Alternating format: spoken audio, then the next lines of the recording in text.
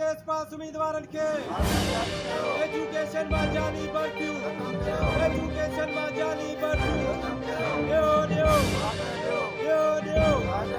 we want हक वासाजो education में corruption सियासतदानन के एजुकेशन में करप्शन के we want ज़ालिमो हिसाब दियो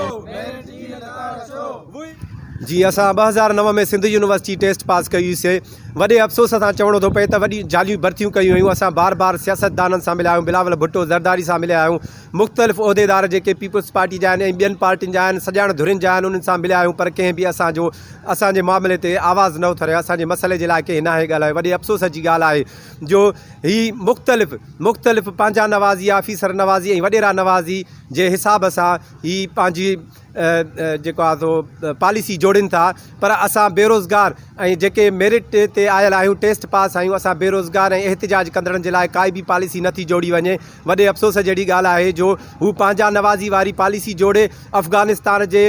मतिलबु धारियनि खे जिन जा डोमिसाइल जाली आहिनि जेके फेल आहिनि